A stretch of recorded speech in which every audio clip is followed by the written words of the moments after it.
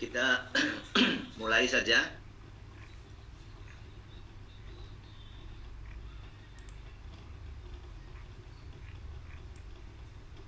Materi pagi ini adalah tentang perubahan panjang batang, ya, akibat adanya gaya aksial, baik aksial tarik maupun aksial tekan.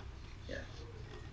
Jika suatu batang ditarik dengan gaya P seperti gambar ini, syaratnya P-nya harus sama ya. P yang ke kiri dan P yang ke kanan ini harus sama. Nah, batang ini akan jalan, ya. Seperti Anda menarik sesuatu, ya. Kalau gaya P kiri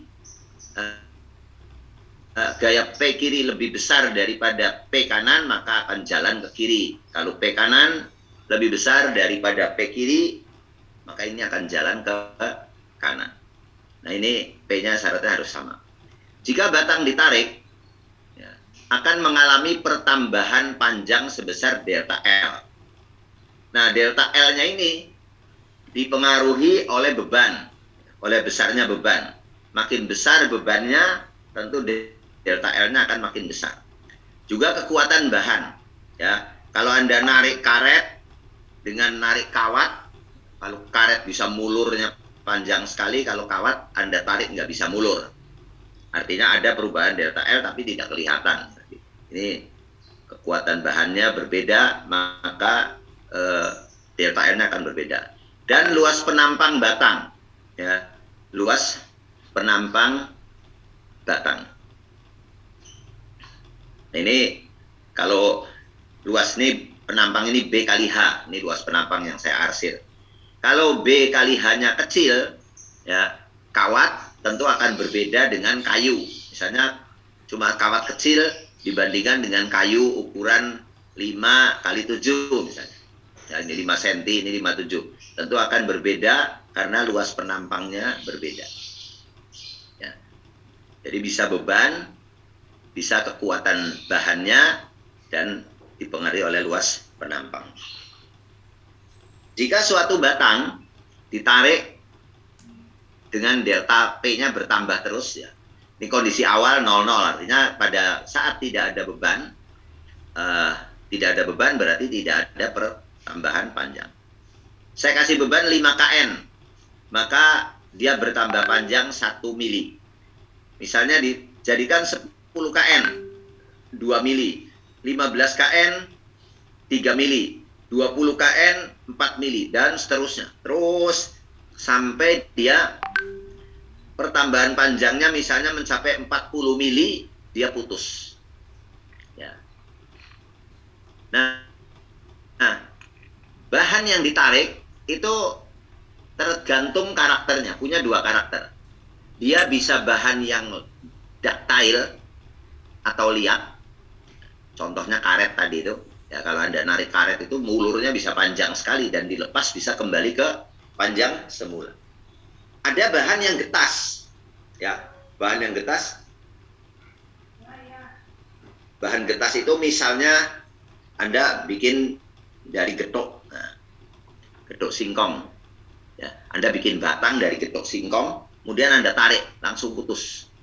Ya, kue, Anda kalau kue itu Anda tarik itu langsung putus. Nah, itu getas namanya. Sedangkan bahan yang ductile, contohnya tadi misalnya karet atau karet elastik. Ya, banyak sih, baja, kayu. Hanya untuk saya contohkan yang paling gampang itu karet karena perubahan panjangnya tampak dengan sangat jelas. Delta P, misalnya kita menarik batang dari baja tulangan. Ya, nanti Anda akan praktikum, ya, menarik batang baja tulangan. Misalnya yang ditarik adalah baja tulangan. Ya, baja tulangan ditarik tentu saja dengan mesin, namanya Universal Testing Machine atau UTM. Ya, yaitu mesin uji untuk menguji tarik baja. Jika ditarik, maka kita akan mendapatkan data seperti ini. Delta P dan delta L. Pada mesin biasanya kalau kita menarik itu yang kita baca secara periodik adalah delta L-nya. Jadi baja itu diberi beban, ya, diberi beban P, terus diberi beban P. Nah, yang dibaca itu delta L-nya. Pada setiap delta L bertambah 1 mili, ya, delta L bertambah 1 mili, maka P-nya dibaca. Ya. Jadi kita tambah P, karena pertambahan P-nya itu mungkin setiap 0,1 kN misalnya. Ya. Setiap 0,1 kN. Jadi tambah, nanti dia kelihatan bergerak cepat bebannya. Pada waktu delta L-nya mencapai 1 mili, yang melihat ini dia bilang ya itu berarti 1 mili. Lalu P-nya dibaca. Jalan lagi, ya 2 mili. Dibaca lagi P-nya berapa. Ya 3 mili, dibaca lagi P-nya berapa. Ya 4 mili, P-nya berapa. Terus gitu. Ya, dan seterusnya. Sampai batang tadi putus. Nah, ini mesinnya tentu saja harus mesin uji tarik baja dan kapasitasnya besar. Yang kami punya itu mesin uji tarik baja dengan kapasitas paling kecil. Ya, kapasitas paling kecil yaitu 20 ton atau 200 kN. Itu paling kecil. Kalau yang paling besar itu adalah 200 ton atau 200 ton atau 2000.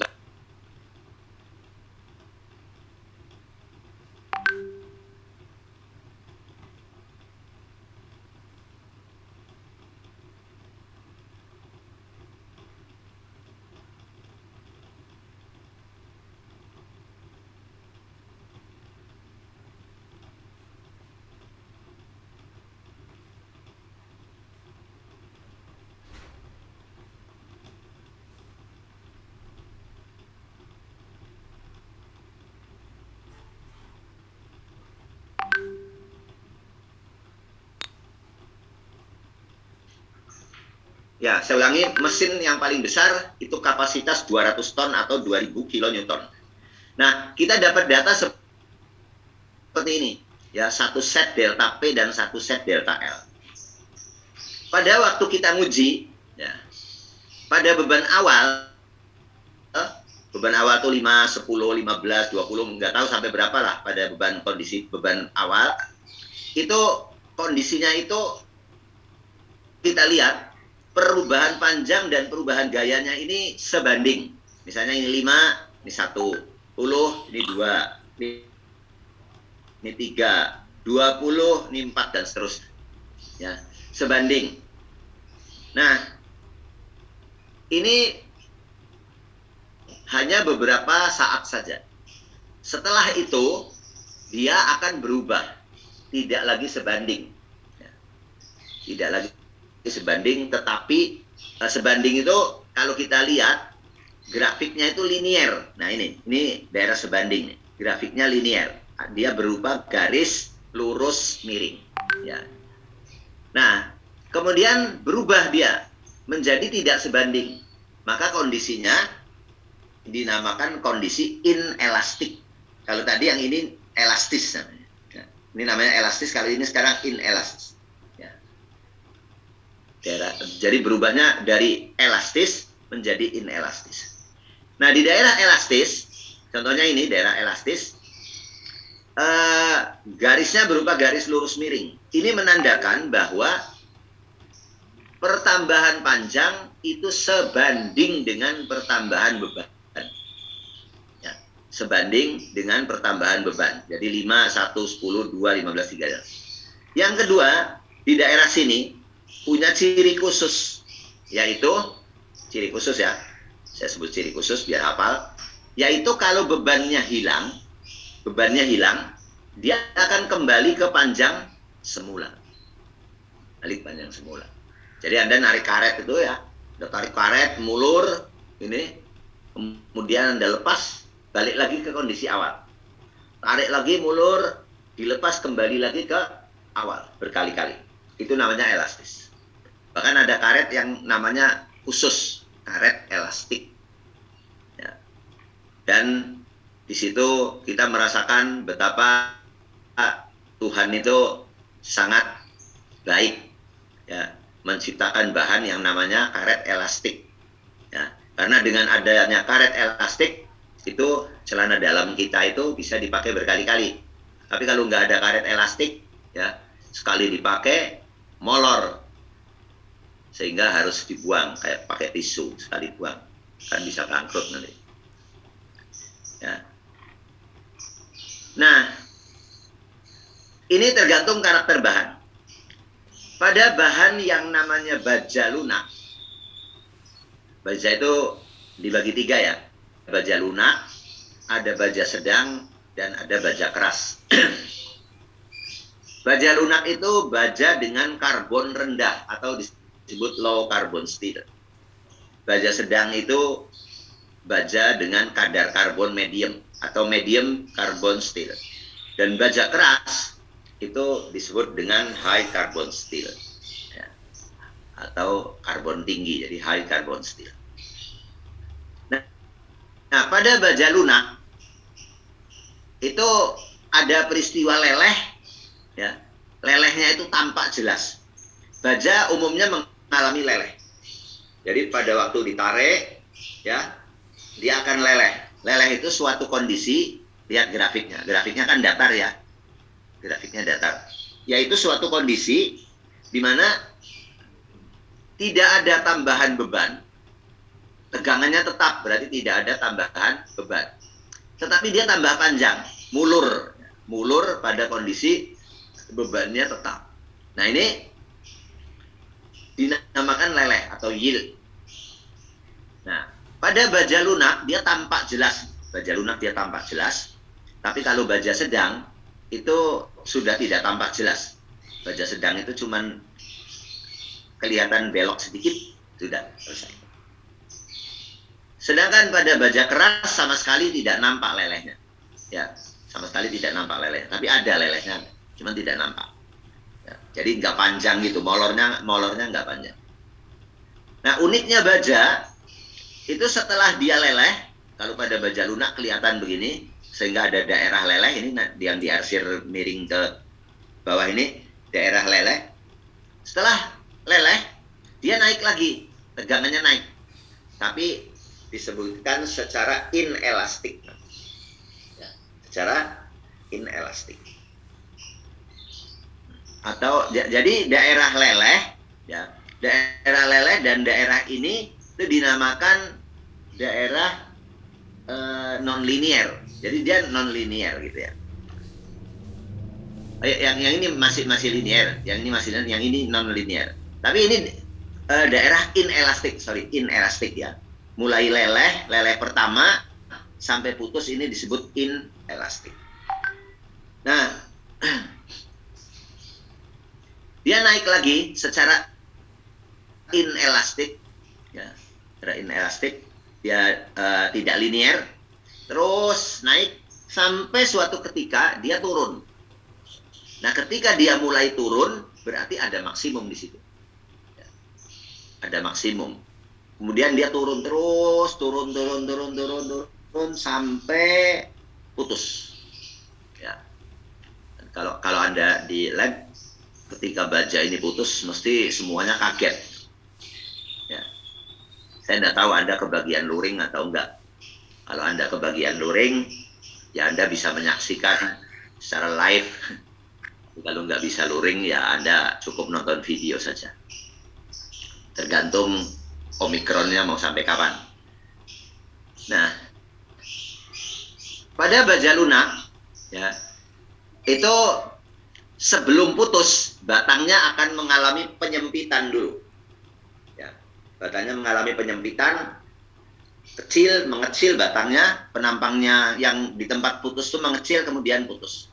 Sehingga putus itu dia runcing seperti pensil. Dia meruncing seperti pensil, ya. Meskipun nggak runcing sekali, tapi ya seperti pensil, tapi agak tumpul putusnya begitu. Nah, itu terjadi pada baja lunak, ya. Kenapa diciptakan baja lunak? Ya, baja lunak itu digunakan untuk konstruksi, ya, atau untuk struktur, ya. Salah satunya adalah baja tulangan, itu baja lunak. Paling tinggi baja sedang, ya. Kenapa dibuat begitu? Karena kita mengharapkan untuk struktur itu bahannya harus yang ductile. Ya, struktur itu harus ductile. Supaya kalau ada beban lebih, dia mampu bertahan, ya, dengan sifat ductile-nya itu dia mampu bertahan untuk tidak langsung putus. Tapi kalau bahan getas, begitu beban terlampaui, kalau getas itu begitu beban terlampaui, dia langsung putus. Nah, ini bahaya sekali. Ya. Mungkin masih ingat contohnya, ya. Saya mencontohkan yang supaya Anda ingat terus.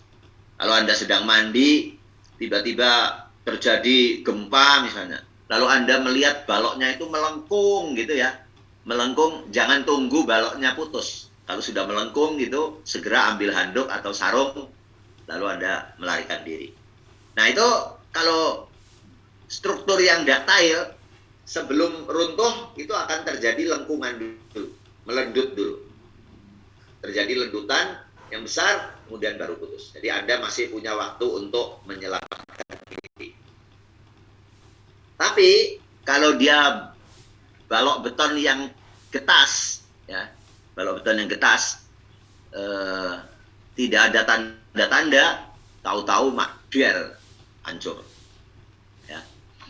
Nanti juga kalau Anda ditakdirkan untuk melihat uji beton dan uji baja secara live, Anda bisa melihat pada uji beton, silinder itu tidak menunjukkan tanda-tanda apa-apa, tahu-tahu brol, pecah. Kalau baja menunjukkan tanda akan putus. Ya. Nah, di sini setelah kita mendapatkan satu set data, yaitu delta P dan delta L, lalu data ini kita olah. Ya. Kalau kita namanya olah data.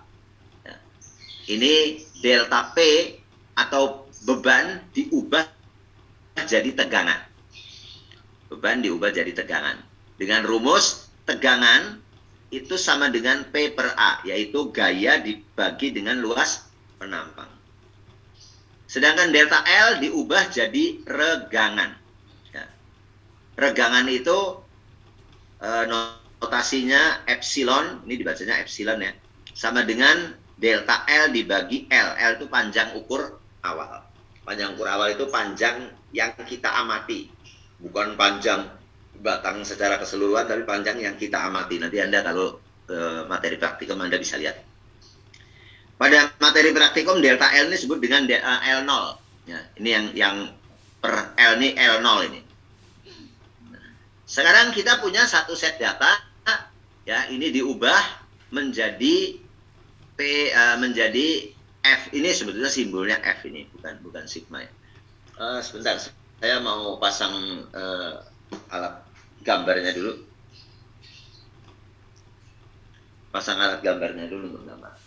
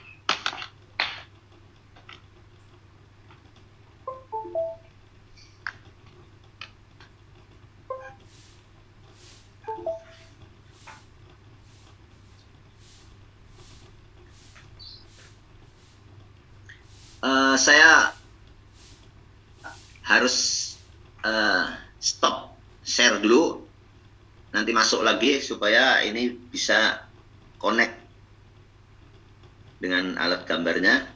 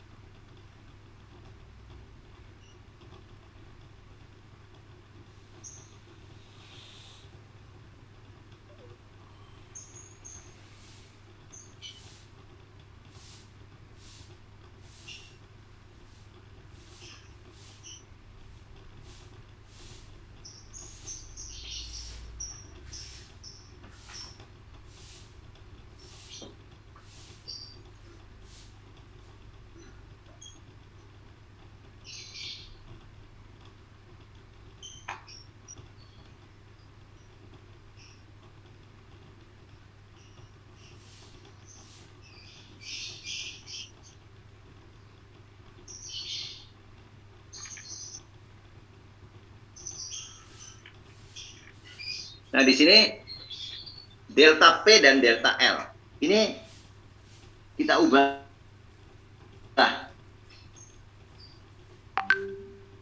menjadi F. F itu delta P ini adalah P per A ya. P per A, kemudian ini epsilon sama dengan delta L per L. Ini kita ubah datanya.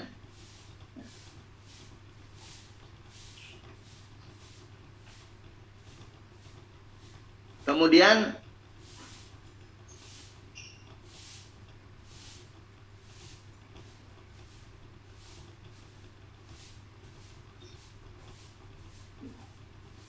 ini F.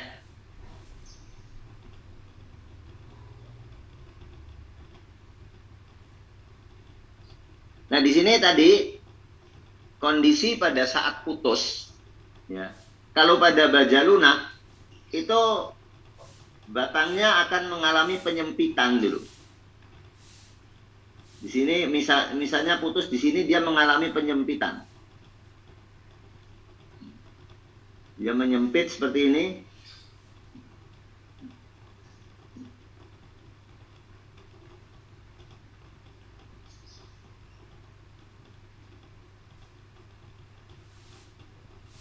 Terjadi penyempitan, kemudian di sini putus.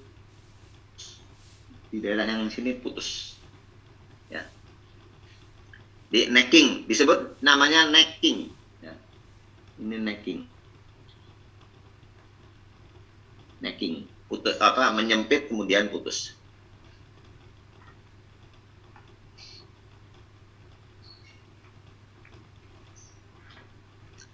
Nah, setelah kita dapat data ini, ya, dapat data F.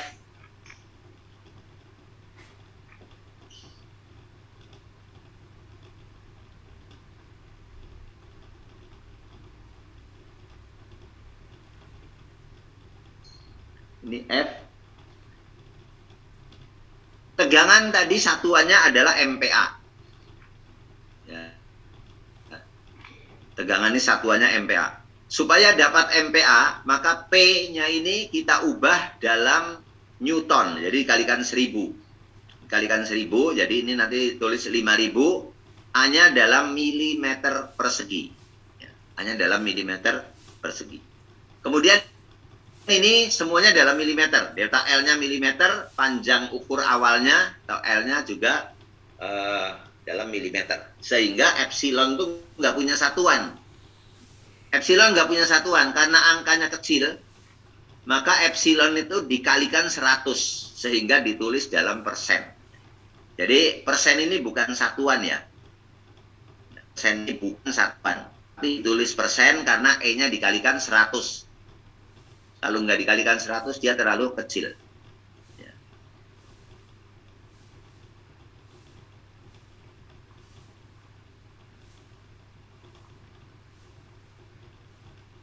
Nah, dari kita dapat delta tegangan dan delta epsilon, perubahan panjang dan perubahan tegangan ini, kita gambarkan diagram namanya tegangan regangan, yang disebut tegangan dulu ya, diagram tegangan regangan atau stress strain diagram ya, stress strain diagram ini dalam kurung stress strain diagram.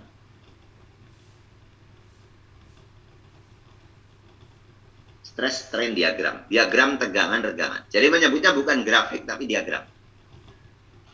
Dengan cara plotting epsilonnya berapa, F-nya berapa, epsilon berapa, F berapa, epsilon berapa, F berapa, terus begitu. Kalau sekarang menggambar grafik mudah ya. Ya, bisa dengan memasukkan data di laptop saja. Nah, setelah kita gambar, di sini muncul gambar diagram. Pertama itu berupa garis lurus, kemudian garis datar, dan garis melengkung sampai putus. Daerah yang saya arsir miring ke atas, ya, yang saya arsir miring ke atas disebut daerah elastis, ya, daerah elastis. Cirinya tadi dua, bebannya kalau beban sebanding dengan pertambahan panjang atau pertambahan panjang sebanding dengan bebannya, yang betul adalah pertambahan panjang sebanding dengan bebannya, karena yang diberikan itu beban. Dan kalau bebannya hilang, dia akan kembali ke panjang semula. Yang kedua, daerah leleh atau yield, ya, cirinya terjadi pertambahan panjang, tidak ada pertambahan beban, dan dia naik lagi secara non-linear. Ya, non-linear itu melengkung di sini, bukan garis lurus tapi melengkung, non-linear, naik sampai maksimum, kemudian turun, putus. Nah, di daerah elastik, ya, di daerah elastis, itu kita bisa mencari sudut theta. Ya, bisa mencari sudut theta. Nah, tangen theta itu, ya, tangen theta, yaitu tegangan dibagi dengan regangan. Ya. Ini saya perbaiki dulu notasinya ya. Notasinya lebih enak pakai F.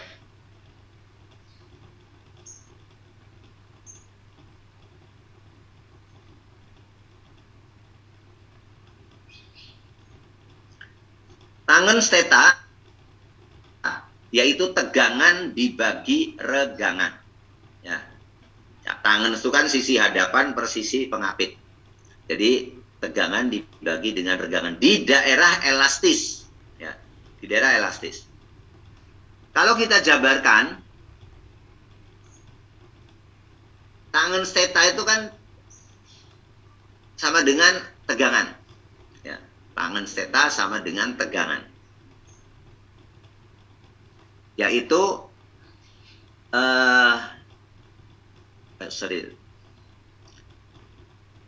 bukan tegangan. Tangen theta itu sama dengan modulus elastisitas, maaf. Yang betul tangen theta adalah modulus elastisitas.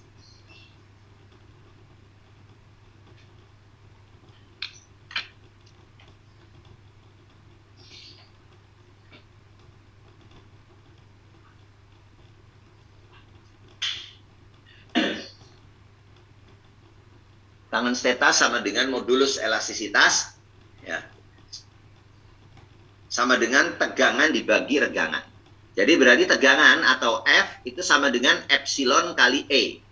Ya, modulus elastisitas atau modulus Young itu simbolnya E, notasinya E. Tegangan kita ubah jadi P per A. Regangan adalah delta L per L dikali E. Jadi delta L itu sama dengan PL per EA. Ini rumus. Ya. Nah ini tegangan sama dengan epsilon kali E, ini disebut dengan hukum Hooke. Ini adalah hukum Hooke. Hukum Hooke atau Hooke's Law. Delta L sama dengan PL per A. Jadi, kalau Anda mau menghitung delta L, kalau tahu bebannya berapa, P-nya berapa bebannya, kemudian panjang batangnya kita tahu, modulus elastisitasnya kita tahu, dan penampangnya kita tahu, maka delta L-nya bisa dihitung. Ya. Modulus elastisitas itu adalah simbol kekuatan bahan. Dan ini berbeda-beda. Pada kayu, modulus elastisitasnya berkisar di antara 100.000 sampai sekitar 100 sampai 200.000 lah. Kira-kira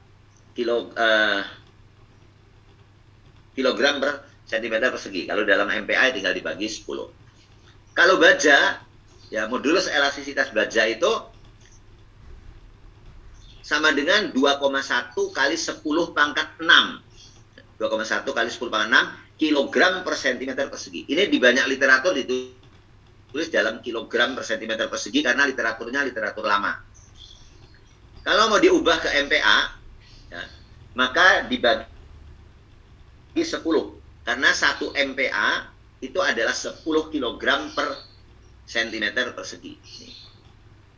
1 MPa sama dengan 10 kg per sentimeter persegi. Bisa enggak?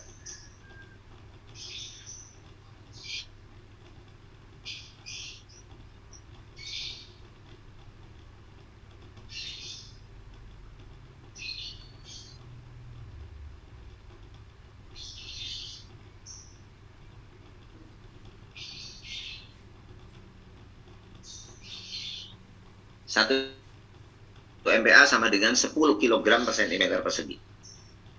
Untuk selanjutnya, saya menulisnya 2 saja, tidak 2,1, tapi 2 kali 10 pangkat 5, atau 2 kali 10 pangkat 6 kg per cm persegi, atau 2 kali 10 pangkat 5 MPa. Ya. Jadi saya ubah dalam MPa. Nah, dari grafik ini, dari diagram ini, kita bisa mendapatkan beberapa variabel. Yang pertama, kita mendapatkan modulus elastisitas. Tadi ya, modulus elastisitas. Kita dapatkan dari tangan theta. Yang kedua, kita mendapatkan tegangan leleh. Nah, tegangan leleh itu ini. Ini saya tarik garis ke kanan, ke kiri. Tegangan leleh atau F yield. Ya.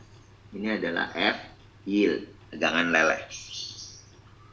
Kemudian ini, kalau saya tarik ke sini, ini adalah tegangan maksimum.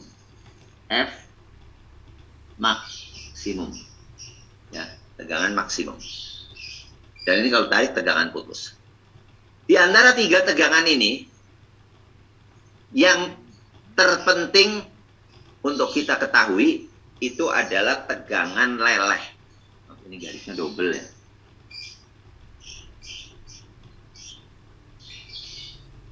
Garisnya double ini.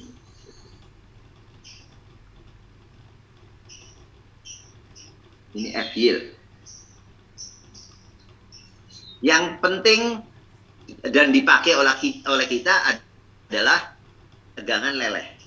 Jadi kekuatan baja itu dasarnya adalah tegangan leleh, bukan tegangan maksimum, bukan tegangan putus, tapi tegangan leleh.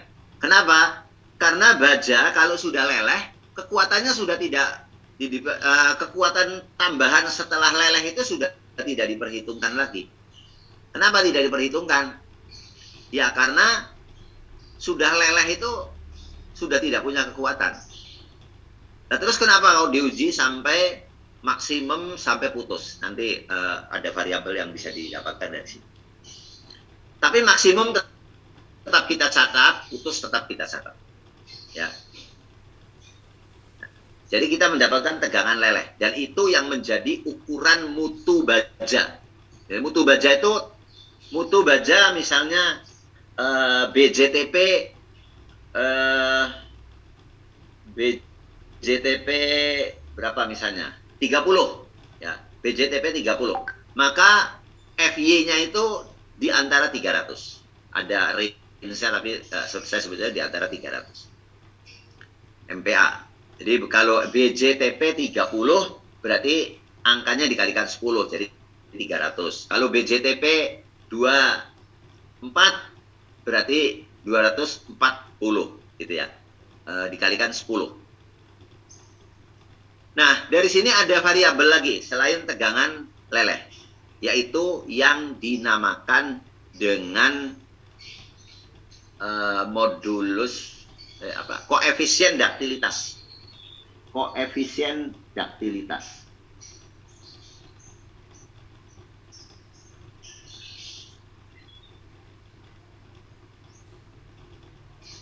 Koefisien daktilitas itu didapat dengan membandingkan delta L putus dan delta L pada saat leleh pertama. Atau lebih mudah, epsilon putus dibagi dengan epsilon 1. Epsilon 1 itu leleh pertama ya. Epsilon putus dibagi dengan epsilon 1. Ya. Epsilon putus dibagi dengan epsilon 1. Kenapa sama dengan delta L putus dibagi delta L1? Karena ini kan pembaginya L. Ya. Ini epsilon putus per delta L, ini epsilon delta L putus per delta L, ini delta L1 per delta L. Kalau dibagi berarti sama dengan epsilon putus dibagi dengan epsilon L. Simbolnya K. K besar, ini sama dengan epsilon putus dibagi dengan epsilon 1. Ini namanya koefisien daktilitas. Ya. Epsilon putus dibagi dengan epsilon 1. Atau delta L putus. Atau delta L putus dibagi delta L1. Ya. Nah, untuk apa kita ngitung delta L di sini? Tujuan kita menghitung delta L di sini adalah untuk mengetahui perpindahan titik-titik buhul. Jadi rangka ini kalau dibebani, ada beban 4KN, 4KN, 4KN. Rangka ini dibebani dengan beban P ini, maka batang 1, batang 4, batang 8, batang 12 ini akan mengalami pengurangan panjang atau akan bertambah pendek, batangnya bertambah pendek. Batang 2, 6, 10, 13 ini akan bertambah panjang. Ya kan? Titik buhulnya batang-batangnya akan bertambah panjang. Batang 3 bertambah panjang, batang 5 bertambah panjang, batang 7 0, batang 9 tambah panjang, batang 11 tambah panjang. Akibat batang itu ada yang tambah panjang dan tambah pendek, maka titik-titik ini akan berubah tempatnya. Misalnya titik C bergeser di sini, ya. Titik C bergeser di sini, titik D bergeser di sini, titik E bergeser di sini, titik F bergeser di sini, titik G bergeser di sini, titik H bergeser di sini. Bahkan B juga bergeser. Nah, dalam analisisnya nanti, ya, titik A itu tidak boleh bergeser. Ya, jadi titik A itu harus tetap di tempatnya, tidak boleh pindah.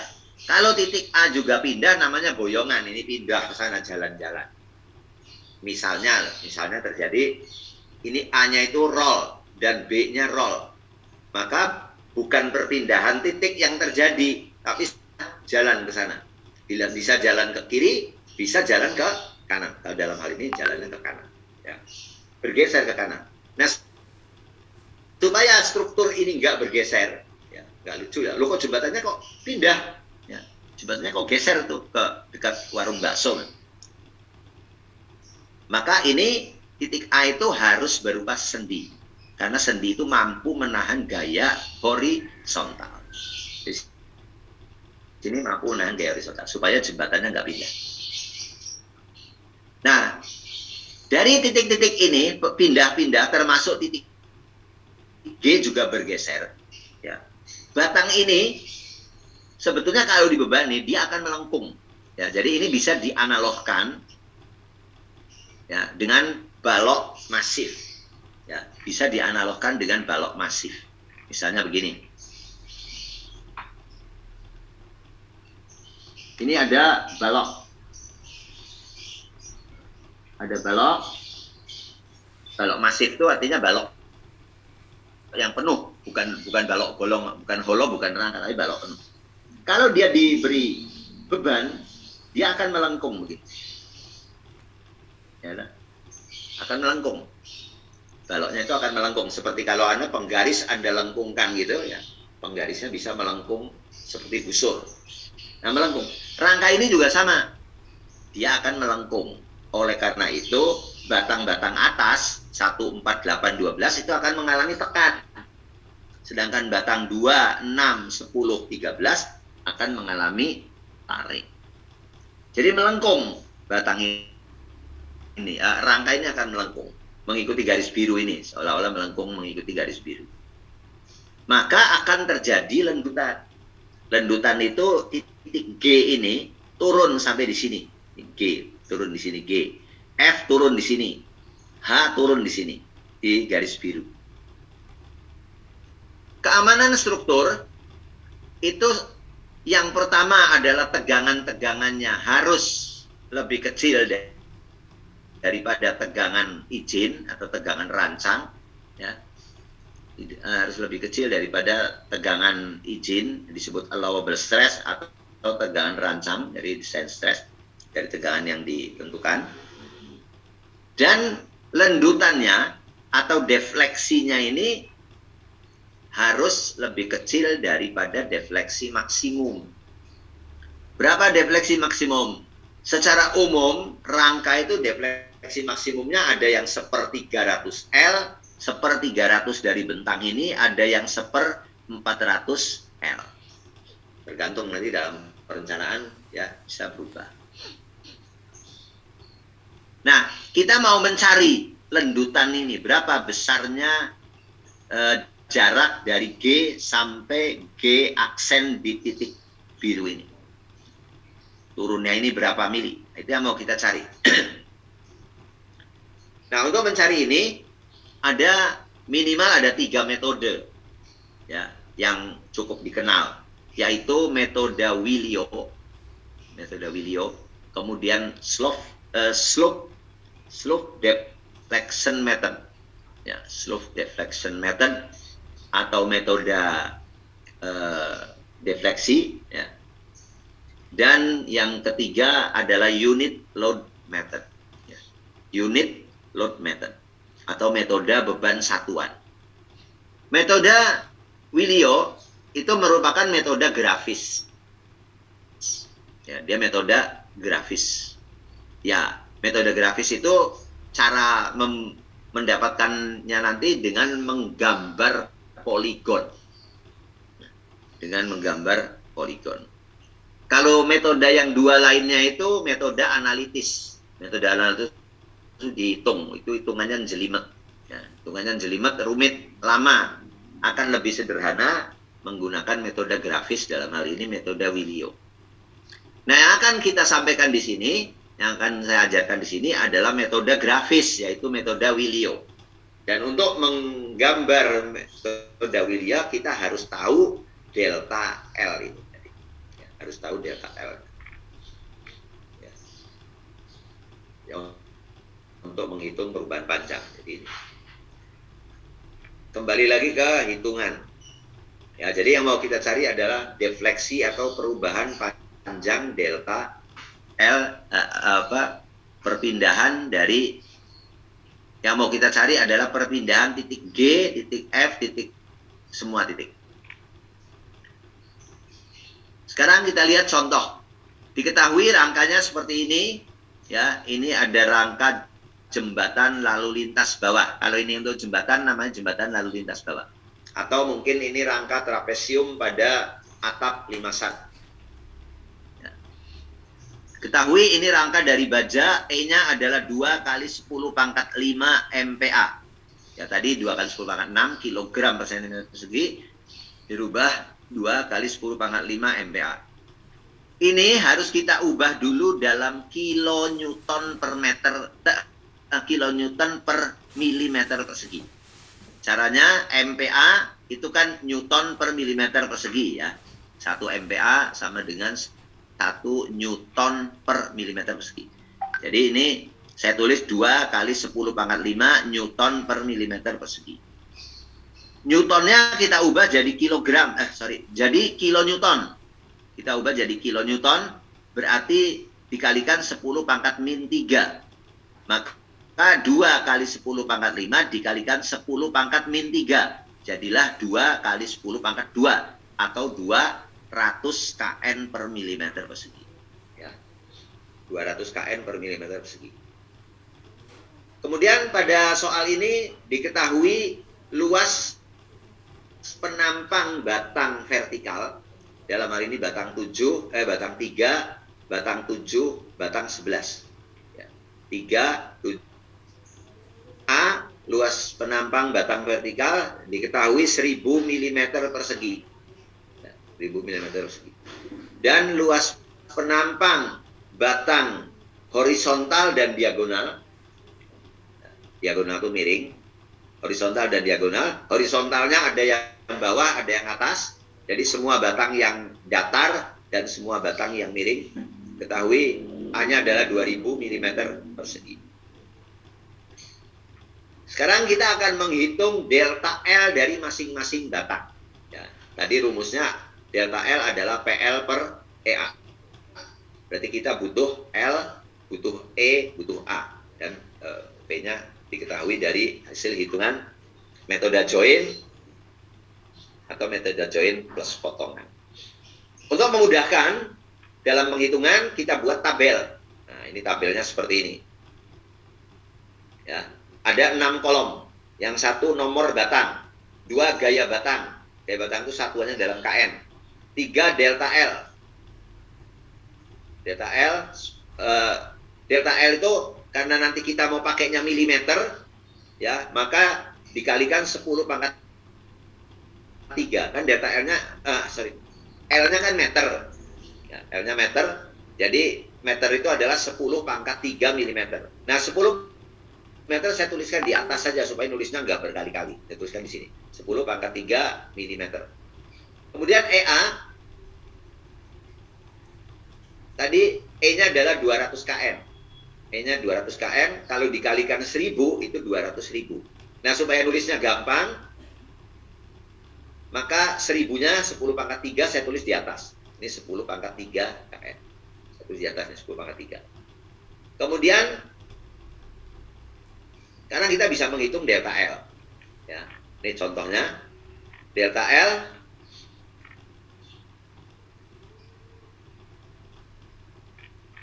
ini salah satu contoh hitungan batangnya saja, ya. Delta L1 P-nya tadi min 6 akar 2. Nah, ini. Ya. Min 6 akar 2 satuannya KN. Min 6 akar 2 KN. Kemudian L-nya 2 akar 2 kali 10 pangkat 3. Ditulis. Ya. 2 akar 2 kali 10 pangkat 3. Kemudian ini satuannya adalah KN milimeter. Ya, KN milimeter. Kemudian dibagi dengan E. E-nya tadi 400 EA-nya sudah dihitung, EA itu 400 kali 10 pangkat 3 KN. Di tabel ini ada E, ada A, langsung kita tulis EA saja. Ya, langsung kita selesaikan EA aja. 400 kali 10 pangkat 3. Maka ini kita hitung.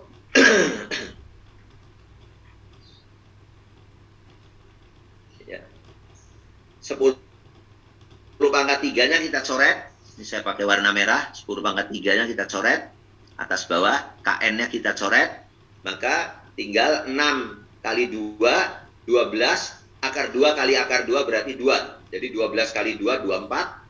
24 dibagi 4 adalah 6. 6 per 100, 0,06. Jadi gampang sekali ngitungnya. Ya. Nah sekarang dengan kita tahu 10 pangkat 3 atas bawah sudah dicoret, KN sudah dicoret, kita tahu satuannya milimeter, maka kita kembali ke tabel ini, hitungnya sudah sederhana. Tinggal ini 6 kali 2, 12, 12 dibagi 4, 3, 3 per 100, 0,03. Tandanya mengikuti tanda batangnya. Ya. Kemudian 4 kali 2, 8 dibagi 2, 4. 4 per 100, 0,04. 8 kali 2, 16. 16 dibagi 4. Jadi 4. 4 per 100, 0,04. 2 akar 2 kali 2 akar 2. 2 kali 2, 4. Akar 2 akar 2, 2. Jadi 2 kali 2 kali 2 berarti 8. 8 dibagi 4, 2. Jadi dibagi 100, 0,02. 6 kali 2, 12. 12 dibagi 4, 3. 3 per 100, 0,03. Kalau ini 7-nya 0.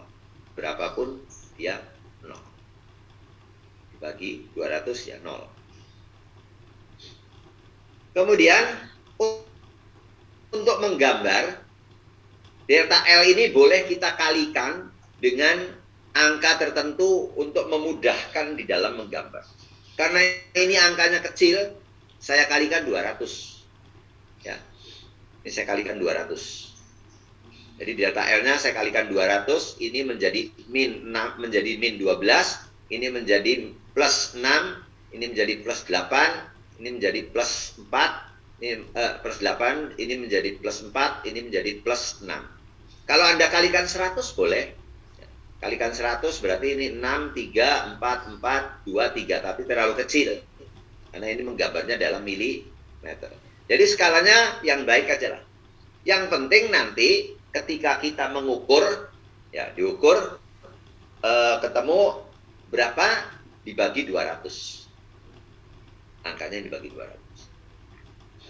Oke, sampai di sini dulu. Mungkin ada pertanyaan?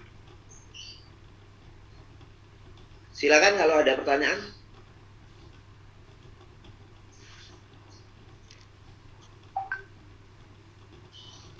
Halo?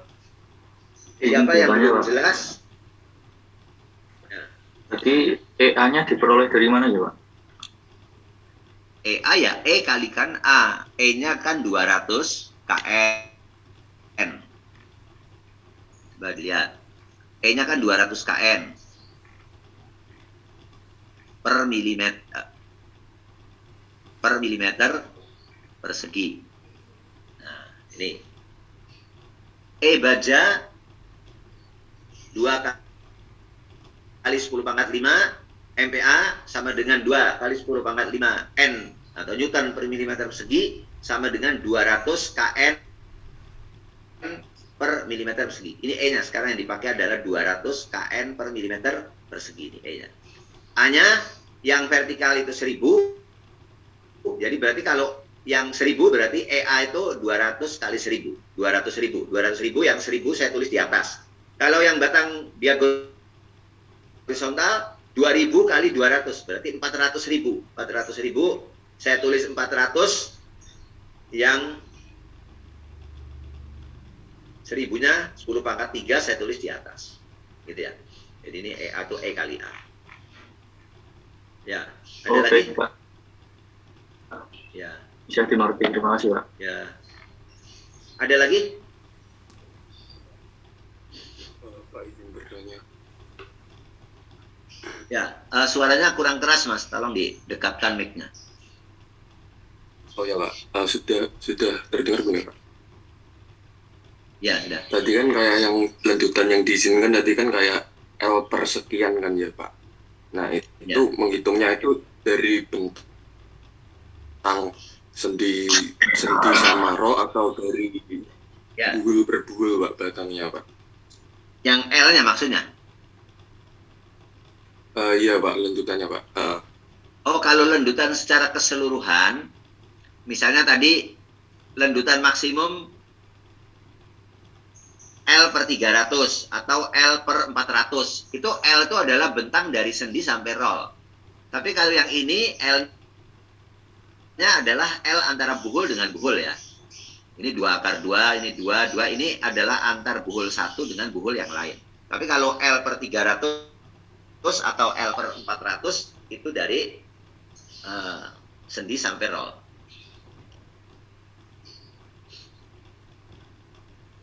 Oke? Baik, Pak. Terima kasih, Pak. Ya, ya. Ada lagi? Halo? Masih ada pertanyaan?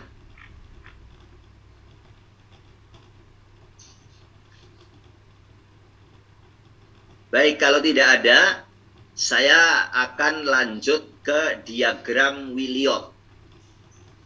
Anda tolong dengarkan dan Anda silakan buat catatan-catatan karena nanti Anda tugasnya saya minta untuk meresume atau membuat ringkasan atau catatan tentang metode Williomo. Ya. Baik. Kalau ada suatu portal ini ada 2 batang ya. Ini jadi ada portalnya adalah ACB. ACB. Ini ada portal ACB. Batangnya ada batang 1 dan batang 2. Perletakannya harus sendi-sendi atau jepit-jepit. Tidak boleh sendi roll.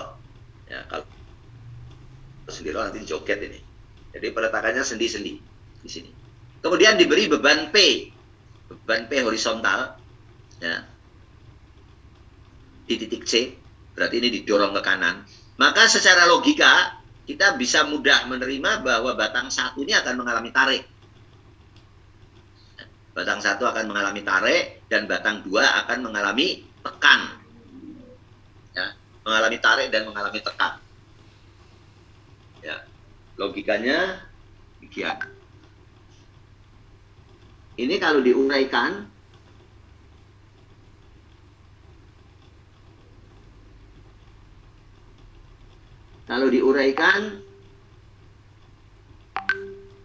dia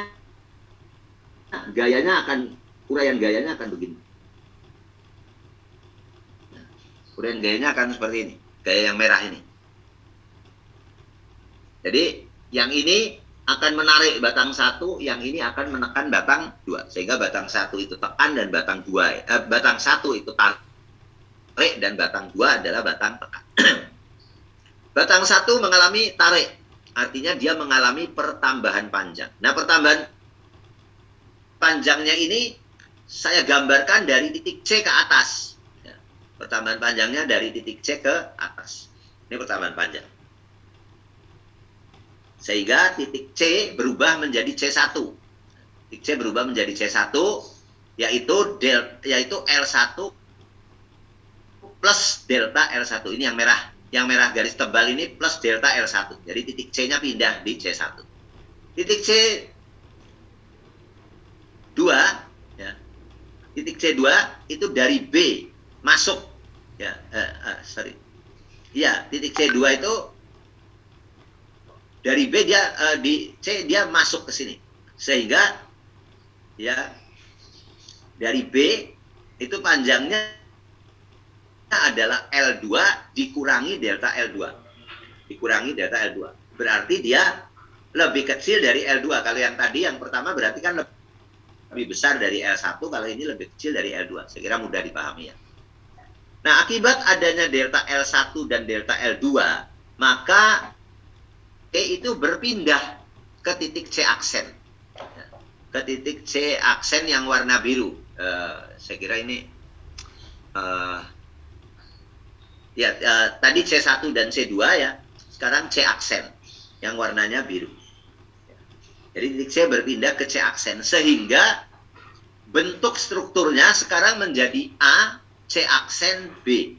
Berubah strukturnya. A, C aksen B.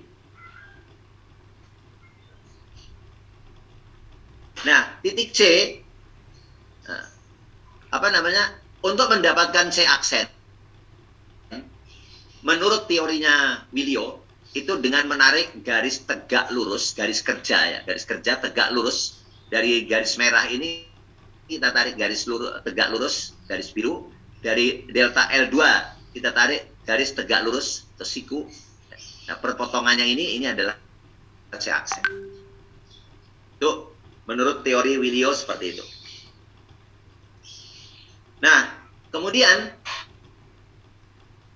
titik C untuk selanjutnya, untuk memudahkan dalam menggambar, maka titik C itu kita ambil, kita gambar sendiri.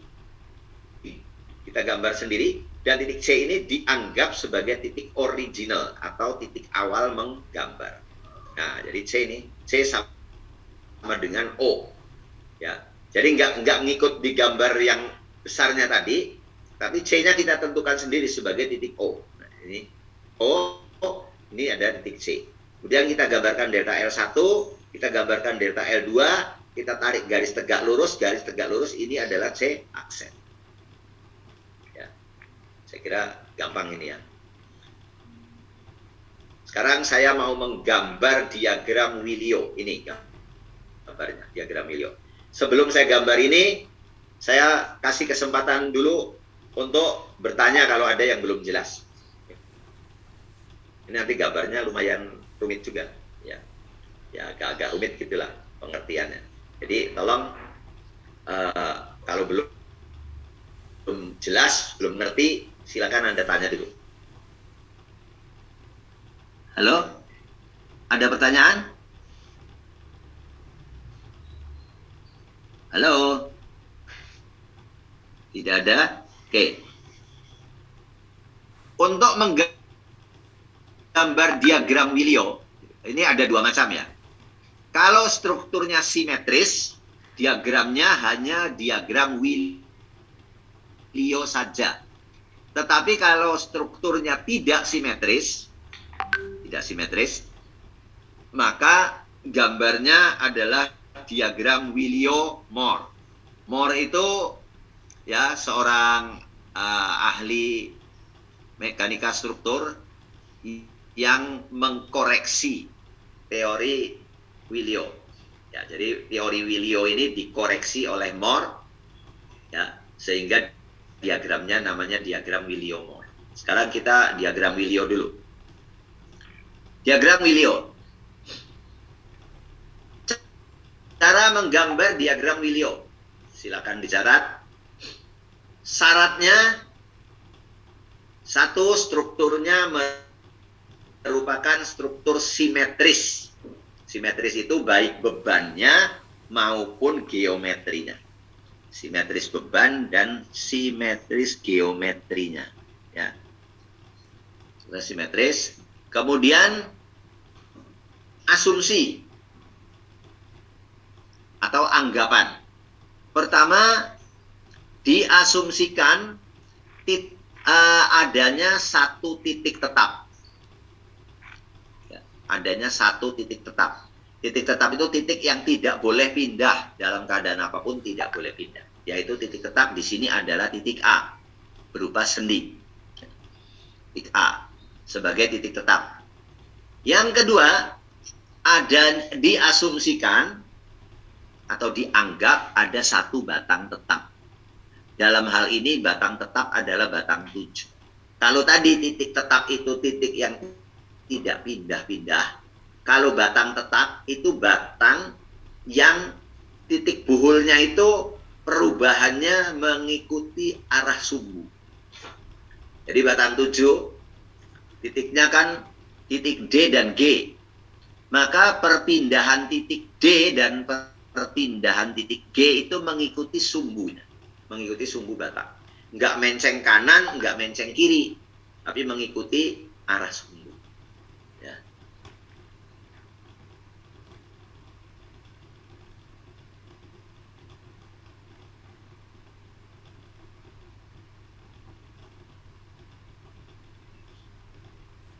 Jadi batang tetap itu batang yang titik-titik buhulnya itu perpindahannya mengikuti arah sumbu. Itu asumsi. Kedua, cara menggambar. Cara menggambar diagram Willio untuk yang simetris. Ya. dimulai dari titik tengah. Dimulai dari titik tengah. Bisa dari titik D dan bisa dari titik G. Digambar ke kiri sampai selesai ketemu A, kemudian digambar ke kanan sampai ketemu titik B.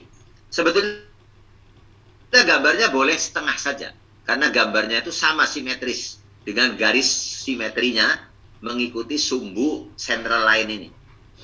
Ya. Oke, saya memilih salah satu. Bisa dari G dulu, bisa dari D dulu. Saya milih dari G dulu. Saya milih dari G dulu. Nah, ini. Sekarang saya buat skemanya. Supaya gambarnya enak, pakai skema. Saya pilih titik O. Titik O pertama, originalnya adalah titik G dulu. Sudah saya tentukan titik G. Misalnya di sini saya gambarkan bidang kertas.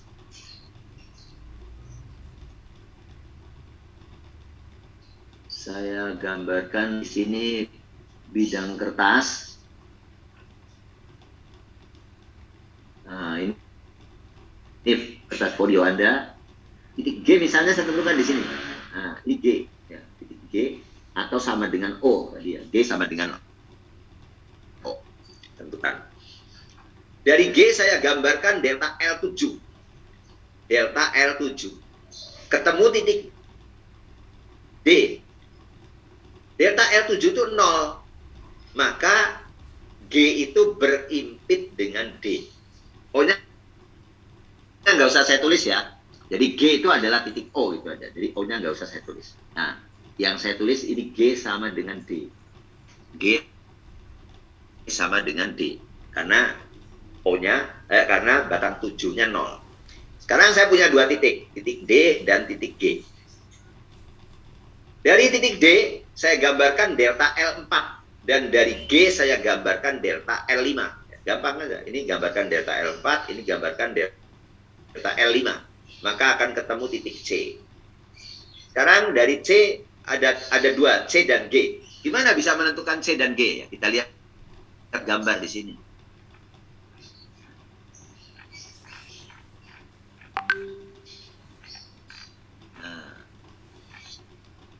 Kita lihat, kan mengikuti bentuk-bentuk segitiganya ya.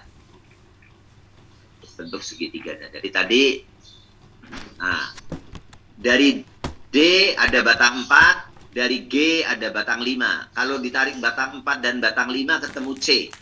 Sekarang dari C ada batang 3, dari G ada batang 6. Maka 3 dan 6, ya batang 3 dan 6 ketemu F.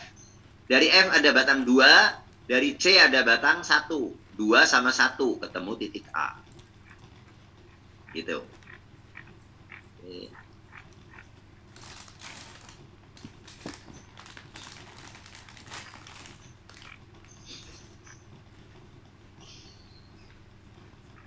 Jadi di sini tadi udah ada C dan G. Dari C saya gambarkan batang 3, delta L3 maksudnya. Dari G ada delta L6, ketemu F. Dari F ada delta L2, dari C ada delta L1, ketemulah titik A. Nah, sekarang kita plot gambarnya.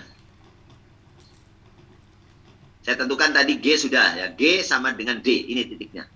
Ya, G sama dengan D, titik. Kemudian yang kedua, dari D ada delta L4. Mengenai arahnya, seperti tadi, kalau positif, berarti meninggalkan titik itu menuju titik berikutnya. Misalnya ini batang, ya, batang apa tadi, G dan D ya. Ini G,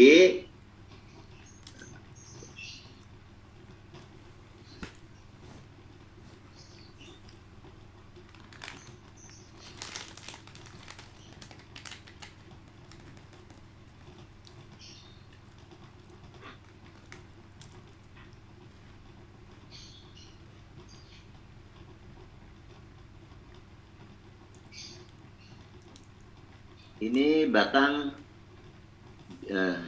D dan G itu Oke lah, ini saya anggap batang AF saja. Ya, batang AF. Jadi kalau positif itu arah kalau di A dari A menuju F, gitu, menuju F. Kalau di F dari F menuju A, ini positif. Jadi kalau di gambar ini sudah saya beri tanda. Nanti Anda memberi tanda di sini sehingga Anda gambar mengikuti tanda-tanda ini lebih mudah. Ya. Nah, sini saya beri gambar tanda merah. Jadi batang 4 di D itu arahnya ke kanan. Kenapa? Karena min. Kalau batang 4 itu plus dari D menuju ke C. Nah, contohnya batang 5 ini. Batang 5 plus berarti dari G menuju ke C. Itu plus.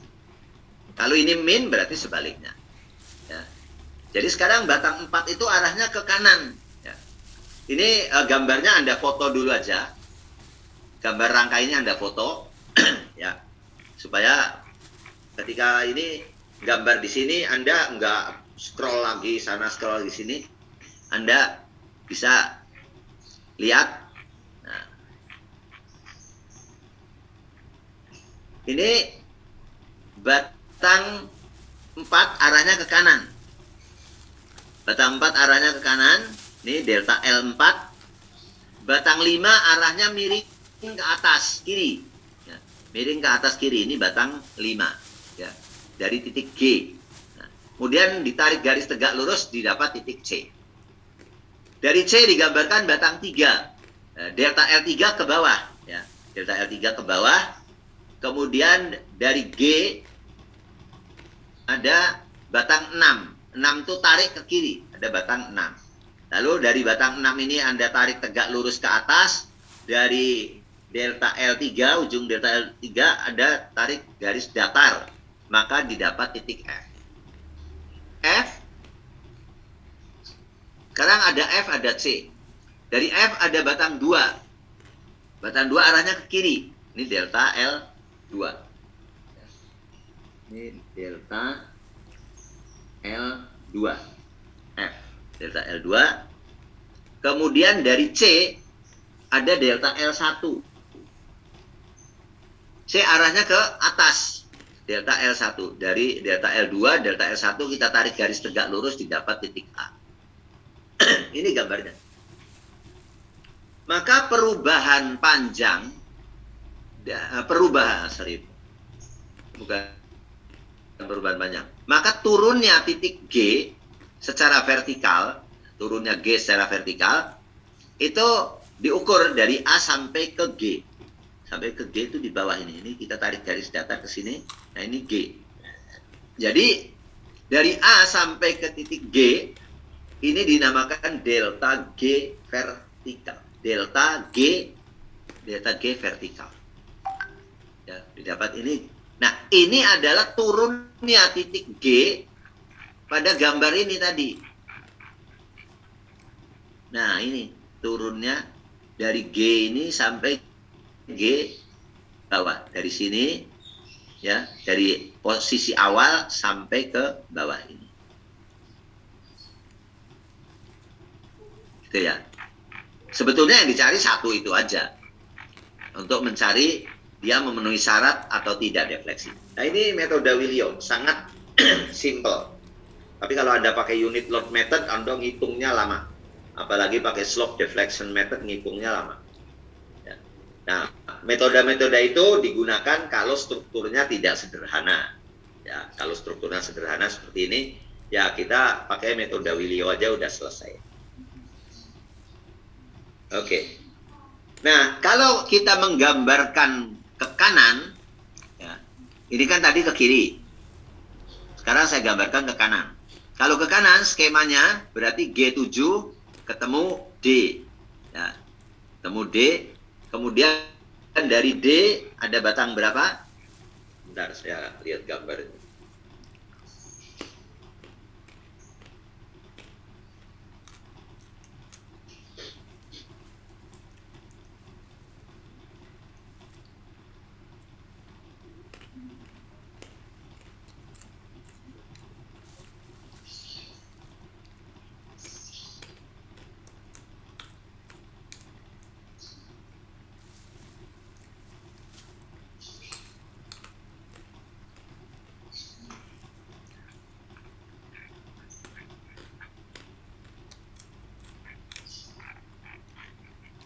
Dari D ada batang 8, dari G ada batang 9.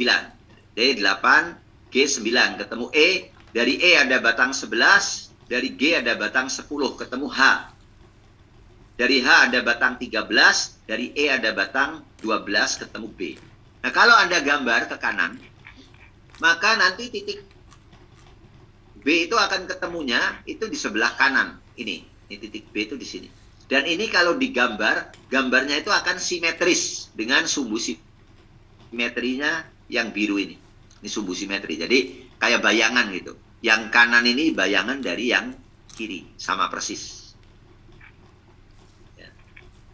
Nah, tadi setelah dapat delta G vertikal, maka angka yang sesungguhnya adalah dibagi dengan 200. Dari mana 200? Tadi kan skalanya 200, karena skala gambarnya 1:200. Ini adalah menunjukkan defleksi atau lendutan di titik G dalam milimeter. Nah, ini alternatif 2-nya. Nah, kemudian ada alternatif 2. Ya. Alternatif 2. Mulainya dari D. Ya. Kalau mulainya dari D, ya berarti D ketemu G. G5, D4. Cuma terbalik seperti tadi aja. Dan bedanya hanya 2 ini saja. G5, D4 ketemu C. C3, G6 ketemu F. F2, C1 ketemu A. Yang kanannya G9, 8. Ya. Karena tadi dari D dulu, berarti G9, D8. Ketemu E. E11, G10 ketemu H. H13, E12 ketemu B. Sama.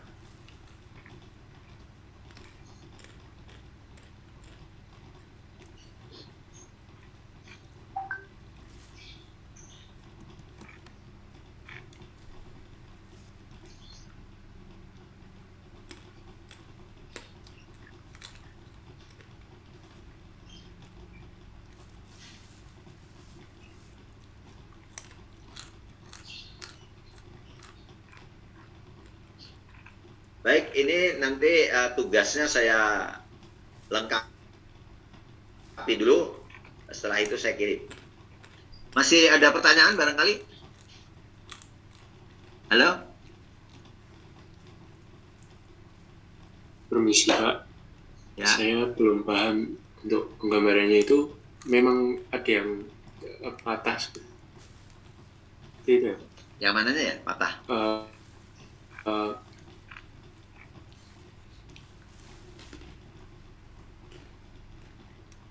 Yang mana? Yang Jadi begini, titik merah itu Pak.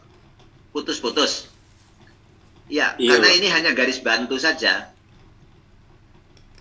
Ya, garis bantu, jadi putus-putus ini garis bantu. Kan yang kita gambar delta L itu yang hitam tebal ini. Ya. Hitam tebal, ya. Ini adalah delta L-nya. Kemudian yang garis merah putus-putus, maksudnya putus-putus. Ya. Garis merah putus-putus itu adalah garis kerja saja. Ini kan siku, ya. Jadi ini masing-masing dia siku.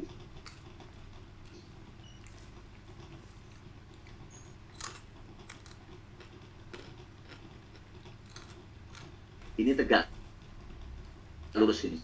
Ini tegak lurus, ini tegak lurus, semuanya tegak lurus, ya. Ini tanda tegak lurus ya. Atau mungkin tandanya saya buat warnanya jangan merah ya. Nanti dikira bagian dari gambar ini. Saya buat warnanya biru saja. Ini tegak lurus, ini tegak lurus. Nah. Jadi ini hanya garis kerja, ya. Garis kerja untuk mendapatkan titik A dan titik-titik yang lain. Baik, masih ada pertanyaan barangkali? Silakan. Mohon maaf Pak, izin bertanya. Ya. Itu berarti nanti penggambaran garis-garis kerjanya itu sesuai dari perhitungan tabel yang dari skala tadi ya Pak? Garis kerja itu hanya tegak lurus pada delta L. tegak lurus pada delta L. Mohon maaf. Yang dimaksud mengikuti itu adalah garis yang hitam. Iya, Pak. Jadi Mohon garis maaf. yang hitam, gambarnya itu mengikuti kemiringan gambar aslinya. Jadi kebetulan ini gambar aslinya 45, ya. Kebetulan gambar aslinya 45. Kalau gambar aslinya misalnya 345, ya yang batang miring itu mengikuti kemiringannya ini.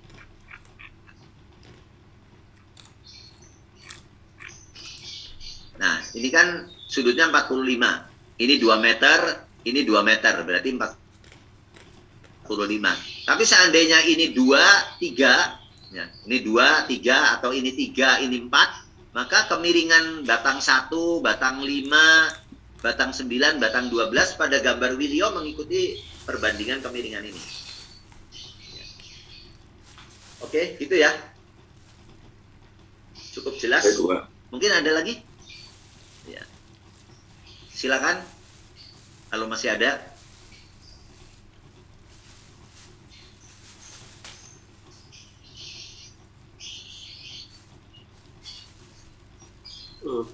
Oke, kalau tidak ada, ini nanti berarti Ya, untuk silakan, yang silakan. kali 200 itu hanya untuk mempermudah penggambaran diagramnya ini ya? iya memperbesar Biar skala. skala delta L-nya saja.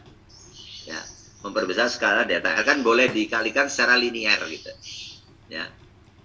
Jadi nanti gambarnya itu kalau Anda gambar skala 100, skala 200, skala 500 itu akan sebangun.